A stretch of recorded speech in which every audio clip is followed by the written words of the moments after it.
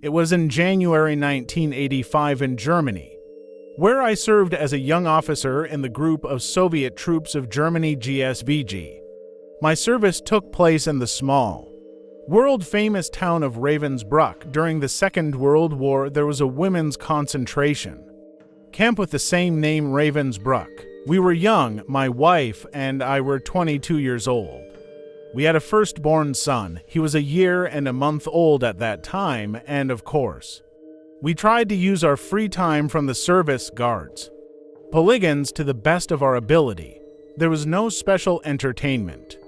We were friends with the same young lieutenants' families, went to visit each other, went to the officers' cafe, to the Germans to have a pate, to drink beer, sometimes leaving the children under the supervision of neighbors.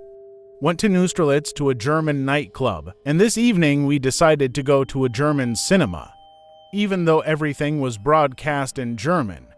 But the level of screening was already quite high at that time. 3D, of course, was not, but stereo sound and rental of films that were not shown in the Union left pleasant impressions. The last session starts at 20 to 30. I came from the service early. At 21:30 somewhere, Saturday, after quickly changing clothes, they lowered the stroller with the baby and walked briskly to the cinema. The cinema was located in the town, very close, and it is called Fürstenberg. There was a full moon, but sometimes it was covered by clouds. The wind was blowing. So, not cold, pleasant, fresh. Strangely enough, there was freshly fallen snow, and Lake Schwetzi, which separated Ravensbrück and Fürstenberg, was covered with ice. The road ran along the lake, but it was longer than directly through the ice. At the risk of being late for the session, I suggested to my wife to take a shortcut. After a little hesitation, she agreed. The path, by the way, was trodden. It was not very confident, but it was. Going out on the ice, we went. The white snow even sparkled and creaked when the moon appeared. A fresh breeze added positivity and good mood, which began to evaporate when the ice began to crackle a little underfoot, and the path somehow disappeared, but it was already, as it seemed to me, very close to the shore. I did not want to turn back. As luck would have it, the moon was very tightly covered by a black cloud and it became dark. We stopped, waited. Some inner anxiety began to grow. I remembered an excursion to the concentration camp with my soldiers, where a Russian-speaking guide told me that the ashes of prisoners from the crematorium were dumped into this lake. The moon began to peek out. It brightened, and I, freezing with horror, saw that in front of us someone was sitting with his back to me and, as it were, fishing from the hole, but I didn't see any devices for drilling holes in the ice, nor the fishing gear itself, and I don't see what he's sitting on. I understand that he's a man, realizing that he was seen without turning his head an hour. Direction, he asked in a rather calm voice in Russian without an accent. Where are you going? In the cinema? I answer automatically. After 10 steps of the sagebrush, go back, says the person sitting, without turning to us. Okay, thanks, and we turn around and leave.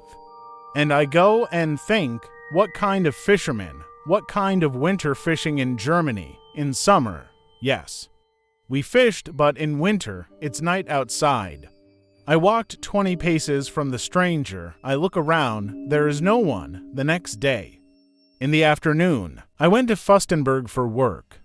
There is a huge ice hole in the middle of the lake. The warm wind has done its job. Who was it? Who saved me and my family with a 1-year-old child? Nothing else comes to mind. Blessed is my guardian angel.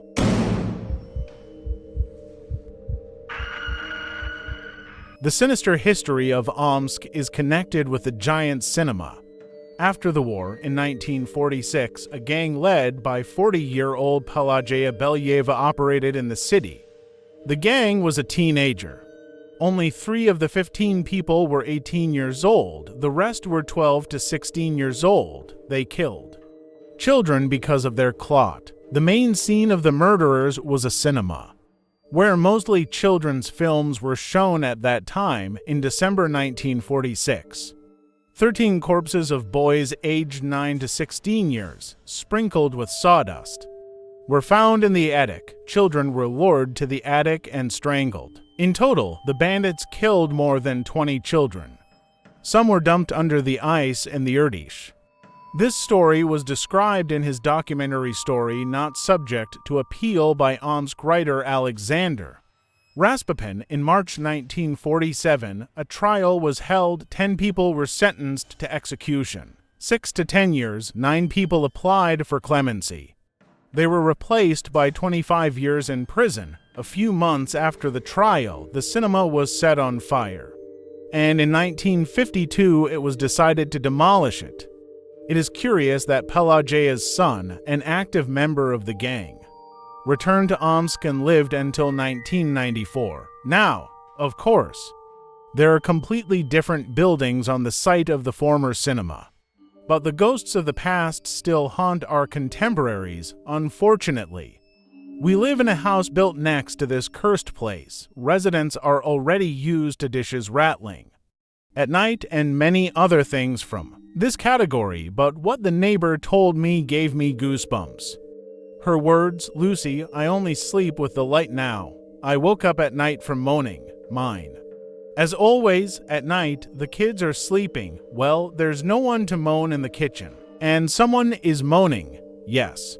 So plaintively that my hair stands on end. I also remembered our Father, and just mentioned the Lord. It does not subside. Then I hear the steps, children's, and to our room. Here I almost screamed in fear, but this, whatever it was, did not enter the room. It's gone quiet, These are the souls of those kids from the giant, I'm sure.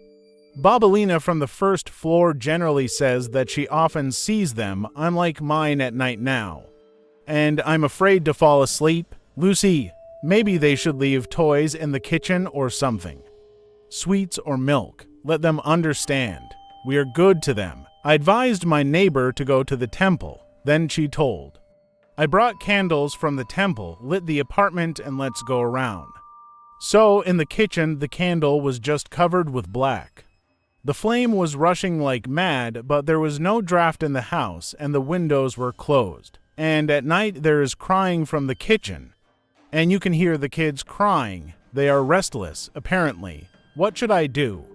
I will say that my neighbor took a lot of measures. They sanctified the apartment and read prayers to get rid of the children, as she calls them, failed. I probably wouldn't be able to live in this apartment, but they kind of got used to it already. I myself, thank God, have never encountered the children, but many say that they have actually been seen. Such is the story. Do not judge strictly.